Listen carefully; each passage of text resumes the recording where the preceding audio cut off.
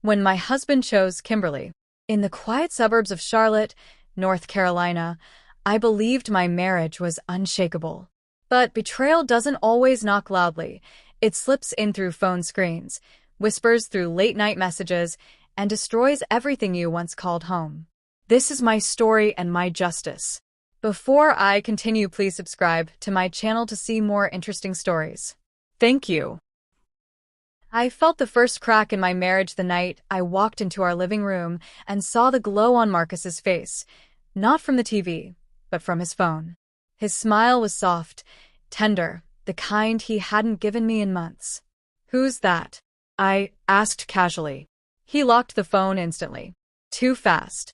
Too scared. Too guilty. "It's just someone from my social media page," he said. "Her name is Kimberly. She understands things differently." That sentence pierced deeper than any insult. Understands things differently. As though I didn't understand him after 11 years. As though some stranger online suddenly carried the blueprint to his soul. That night, he slept with his phone under his pillow. And I, Olivia Grant, lay awake staring at the ceiling, not knowing that this woman, this digital ghost, was about to dismantle my entire life. It started small, Marcus comparing my cooking to Kimberly's imaginary meals. Then it grew into something darker. Kim said wives in Atlanta take better care of their husbands. Kim thinks you're too emotional. Kim wouldn't talk to her man like that. Kim. I felt myself shrinking. Every word from this faceless woman became a weapon he used to measure my worth. The man who once held me close during storms now used another woman's standards to judge everything I did. One evening, while we argued about something trivial, he picked up his phone and typed furiously. "What are you doing?" I asked.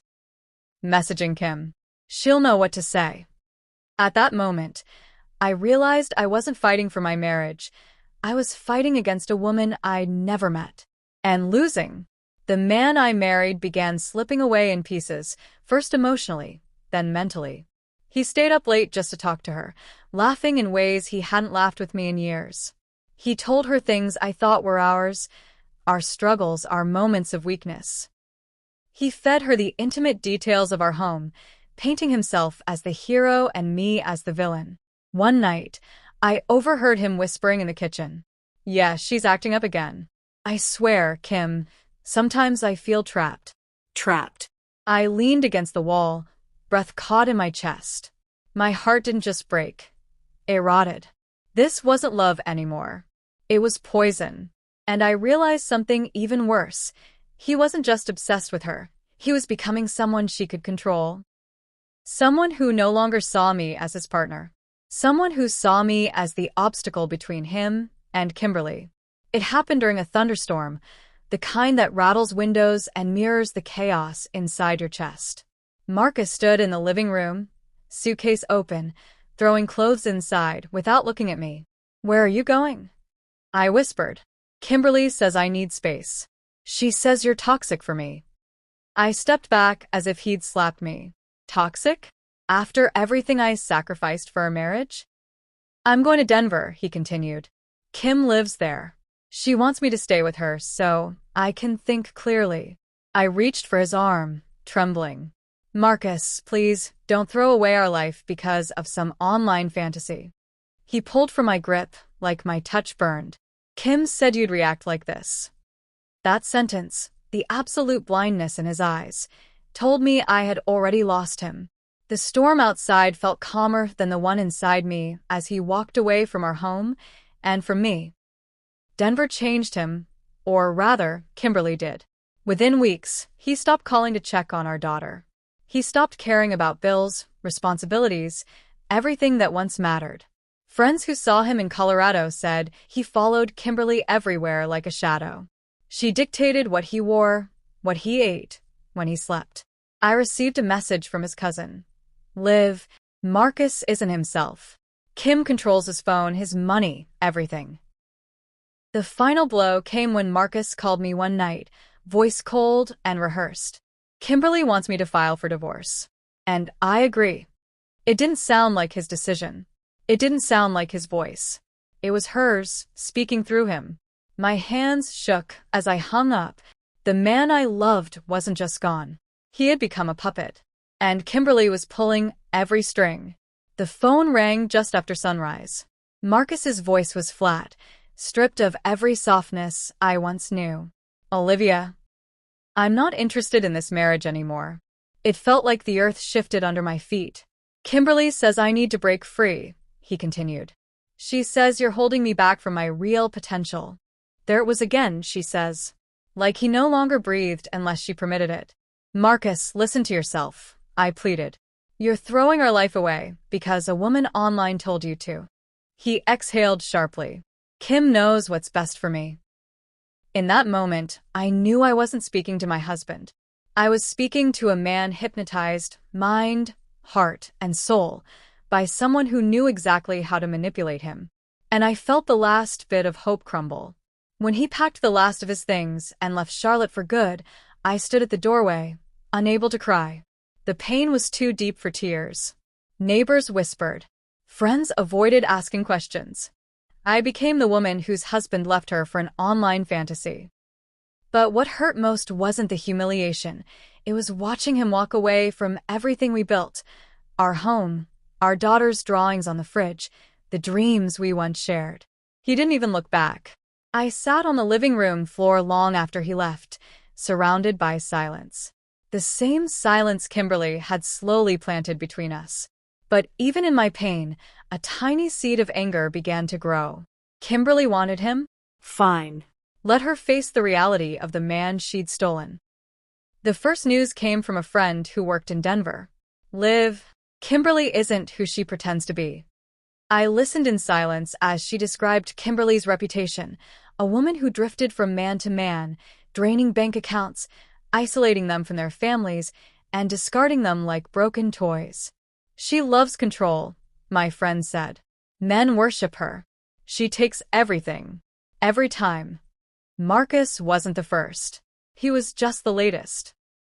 And she had him wrapped so tightly around her fingers that he didn't even notice the chains. I realized something chilling. This wasn't just infatuation. It was possession. And Marcus, he wasn't equipped for a woman like her. Rumors became facts when a family friend visited Denver and saw Marcus with his own eyes. He looked hollow, she told me, like he was afraid to speak unless Kimberly allowed it. She described bruises on his arms, dark circles under his eyes, and a stiffness in his movements. He wasn't Marcus anymore. Each word sliced through me. Kimberly controlled his phone, his bank account, even his location. He stayed indoors most days, doing chores while she paraded around the city. It was as if she had stripped him of his identity and replaced it with obedience. For the first time, I felt fear. Not for myself. For him. Because whatever spell she cast, it was destroying him piece by piece. The photos arrived unexpectedly. An anonymous message. For images. Marcus, thin, bruised, eyes sunken. His arm bore purple marks, shaped like fingers. His lip was split. His cheek swollen. This is what she's doing to him, the message read. My heart dropped. Kimberly wasn't just manipulating him. She was hurting him. And he stayed because he believed she loved him.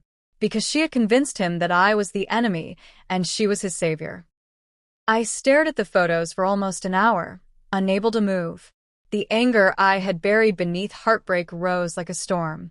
Kimberly had taken my husband. She had taken his sanity. She had taken his dignity. But she would not take the rest of his life. No. I wouldn't let her. The call came at midnight from an unknown Colorado number. The voice on the other end was frantic. Is this Olivia Grant?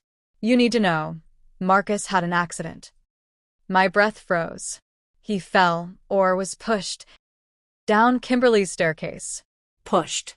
The word echoed in my head, like thunder. They found him unconscious, body twisted, bruises old and new covering him. Kimberly wasn't home when paramedics arrived. No neighbors came forward. No witnesses. Only him, broken at the bottom of a staircase he never should have climbed. My heart shattered and boiled at the same time. Kimberly had taken everything from him, and now she had nearly taken his life. The hospital in Denver was cold, the kind of cold that wraps around your bones. When I arrived, the nurses shook their heads. He's been here 2 days. No one has visited. Not Kimberly. Not her friends. Not even the neighbors who claimed to adore her. The doctor explained his condition: multiple fractures, internal bleeding, a severe concussion. It would take months for him to walk properly again. Did anyone reach out? I asked. No, the nurse said softly. He's alone. Alone. The words stung. This was the man who abandoned his family for a woman he worshipped. And when he fell, literally she vanished. Not a message. Not a call. Not a single sign of concern. It was then I realized Kimberly wasn't just done with him. She had erased him. On the 3rd day, Marcus finally woke up. His voice was weak, trembling like a child who had woken from a nightmare. Olivia? Hearing my name from his lips after months of silence nearly broke me. I didn't know who else to call, he whispered. She's gone. She took everything. My accounts. My cards. My savings. Olivia, I have nothing. His eyes filled with tears, the same eyes that once looked at me with accusation and comparison. Now they held only defeat. I made a mistake, he said. A terrible one. He wasn't lying.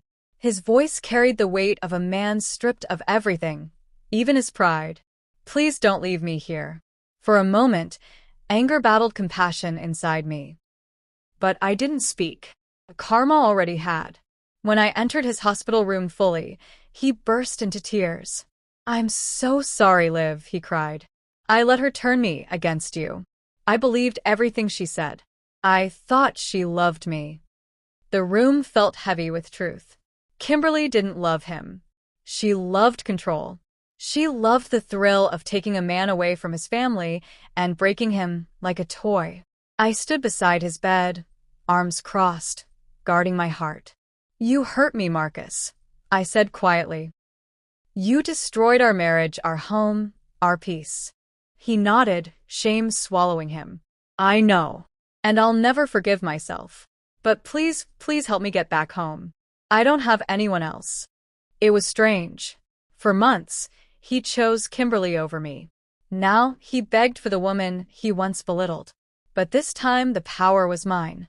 The doctors discharged him into my care, but not before warning me about his emotional state. He feels abandoned, the therapist said. Manipulation like this leaves deep psychological wounds. On the drive back to Charlotte, Marcus stared out the window, quiet and fragile. Liv, he whispered suddenly. She wasn't who she said she was. I kept my eyes on the road. She had a man, a boyfriend, he continued. I heard them once. She told him I was just another project. Another wallet. There it was, the confirmation of everything I suspected. You left your family, I said, voice steady, for a fantasy that was never real. He nodded, tears dripping down his chin. I know, and I'll spend the rest of my life trying to make it right. But as I drove, one thought settled deep inside me. He wasn't the only one who needed to make things right. Kimberly still walked freely. And justice, real justice, had not yet begun. Bringing Marcus home wasn't easy. Every corner of the house reminded me of his betrayal. Every silence reminded me of the nights he whispered to Kimberly instead of me. He struggled to walk, struggled to sleep, struggled to exist without her shadow looming over him. But something inside me refused to crumble again. I watched him limp from room to room, fragile and ashamed. Olivia, he said one evening, voice trembling, you don't have to take care of me. I know I don't deserve it. He was right. He didn't deserve it. But I wasn't doing this for him. I was doing it for clarity, for truth. And because I needed to face my pain instead of running from it. You'll recover, I said calmly. But things won't go back to how they were. He lowered his eyes. I know. He thought my heart was breaking again. But it wasn't. It was hardening, preparing for what came next. While Marcus slept through long, medicated nights, I rebuilt myself. I started therapy. I went back to the gym. I reconnected with friends I had pushed away.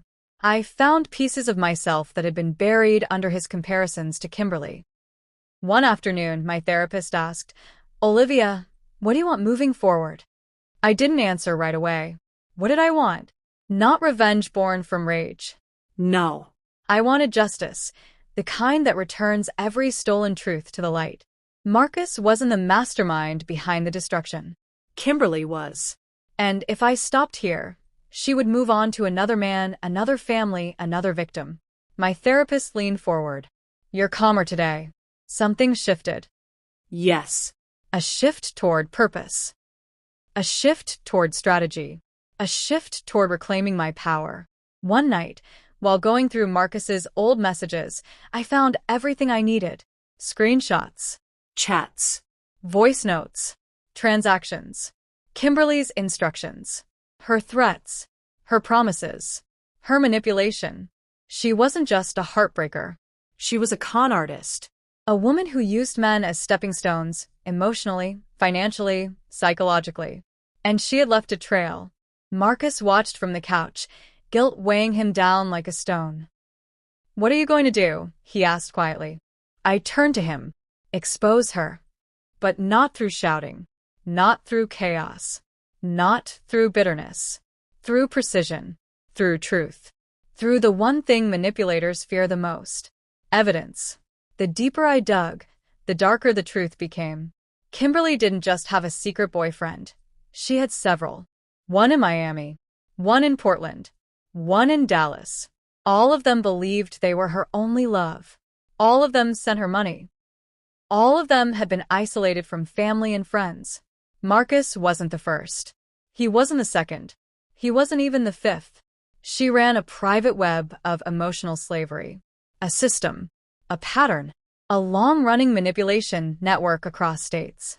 And she thought she was untouchable. But patterns leave footprints. And I was following every one. Kimberly had been careless. Her greed made her sloppy. Marcus's bank statements showed large withdrawals made in Denver, Miami, and Seattle. Cities she had flown to during the months she was mentoring him. I tracked her digital purchases, her hotel bookings, her fake business accounts. Every trail led to the same thing. Fraud. Manipulation. Coercion. Exploitation. Marcus joined me at the table as I mapped everything out. She drained me dry, he whispered. And others, I said. Many others. He looked at me, remorse in his eyes. Liv, this can bring her down. I nodded. Oh, it will. Because this wasn't just personal anymore. It was criminal. And I was about to turn Kimberly's entire empire into dust. I contacted a lawyer in Denver who specialized in financial abuse and coercion. After reviewing the evidence, his eyes widened. Olivia, this isn't just a love scam. This is interstate fraud. Identity manipulation. Theft. Possibly even human trafficking by coercion. Marcus swallowed hard, guilt shaking him. I didn't know she was doing this to other men. I did. Kimberly wasn't just reckless. She was dangerous. We filed a formal report. Then another. Then another. Victims began to surface, each story more painful than the last. The lawyer leaned back. She thinks she's invisible. But she's made too many mistakes. One warrant, that's all it will take. Marcus looked at me nervously. What will you do now? Finish what she started, I said. Only this time the ending won't favor her. I didn't need to scream my pain into the world. All I needed to do was show the truth. Using every screenshot, voice note, and transaction, I created a file. Organized, time-stamped, undeniable. I sent it anonymously to a national podcast that exposed emotional predators. Within a week, Kimberly's story became their highest trending episode. The woman who broke men for sport. Her face went viral. Her schemes laid bare. Her victims came forward from every direction of the country. Marcus sat beside me as the episode played, trembling. That's her voice, he whispered when they played one of her recordings. That's how she controlled me. I put a hand on his shoulder, not out of love, but closure. The world now knew who Kimberly truly was. And she could no longer hide. The fallout was immediate. Men she had used blocked her. Hotels refused her. Banks froze her suspicious accounts. Her boyfriend in Miami publicly exposed her to clear his own name. Kimberly's digital empire, built on seduction, lies, and stolen money, crumbled overnight. Then came the arrest warrant. States collaborated. Victims signed statements. The FBI opened a file. For the first time, Kimberly had nowhere to run. Marcus exhaled shakily, years of illusions evaporating. She ruined my life, Liv, but you. I raised a hand. I didn't do this for you. I did this because she would have kept hurting people. But I couldn't deny the truth. Watching her empire burn felt like the poetic beginning of justice. Marcus slowly regained strength. Physically, emotionally, and mentally. But the shame never left his eyes. One evening, he approached me in the backyard. "Olivia," he said quietly, "I want to make something clear. If you never want me back, I understand." I looked at him. The man who had once compared me to a stranger, abandoned our family, and chose manipulation over love. He was not the same man anymore. But neither was I. "I forgive you," I said softly. His eyes widened. "But forgiveness," I continued, "is not the same as restoration." He nodded slowly, understanding. "Thank you for saving my life," he whispered. But I hadn't saved his life. He had simply survived his choices. Kimberly taught him a brutal lesson. And now life would teach him the rest. News broke one crisp morning. Kimberly was arrested at a motel outside Phoenix. Caught alone. Penniless. Abandoned by her last remaining partner. Her mugshot spread across the internet. A face once worshipped by lonely men, now twisted with rage and fear. The prosecutor contacted us. "Your file was the most organized and compelling evidence we received," he said. It made the case airtight. A quiet warmth settled in my chest. Not triumph. Not revenge. Justice. Marcus sat beside me, his hand shaking. "Liv, you saved so many men from becoming me." But the poetic justice was this.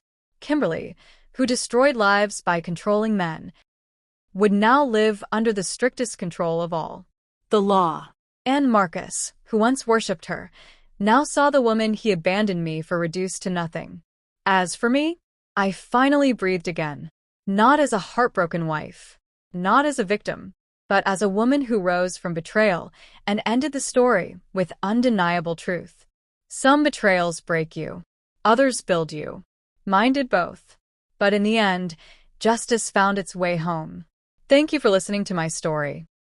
Please don't forget to like, subscribe, and share my videos. Thank you.